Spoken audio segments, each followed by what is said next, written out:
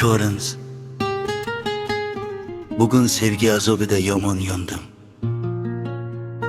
Yurakdagi dardlarimni kuyga soldim. Yava uchun otgan kundan malham oldim. Jonim bugun ko'r ko'changda yolg'iz qor edim. Tor ko'changda dardim tinglar Majnun to'lin. Seni so'rab ko'z yoqildi pastda boring. Ko'z yog'imga to'lib oqdi kuvar hadin.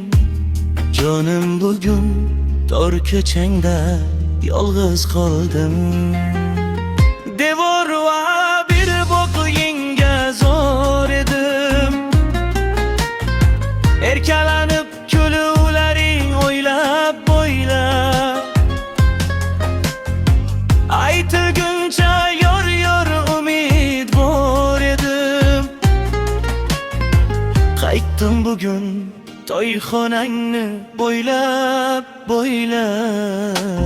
Bog'dan tog'ni havas qilgan gulim deyman. Erkaliging eslab jonim singlim deyman. Endi faqat tularda sevgilim deyman. Jonim bugun tor ko'changda yolg'iz qoldim. Tor ko'changda sevgim, sarson ko'zim giryon.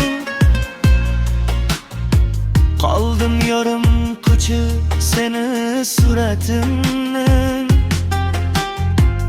Yag'aymanu so'ginarman seni yomon.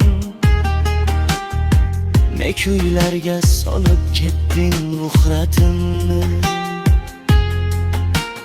Bu sevdoni ko'rib kulib oy ham botar. Yuragimni tilib tong ham o'tar. Men sevgan yor savdogar qiz sevgi sotar. Jonim bugun tor ko'changda yolg'iz qoldim. Hayır jonim savdogarim sevgi sotar. Jonim bugun tor ko'changda yolg'iz qoldim. Jonim endi tor ko'changda yolg'iz qoldim. Jonim endi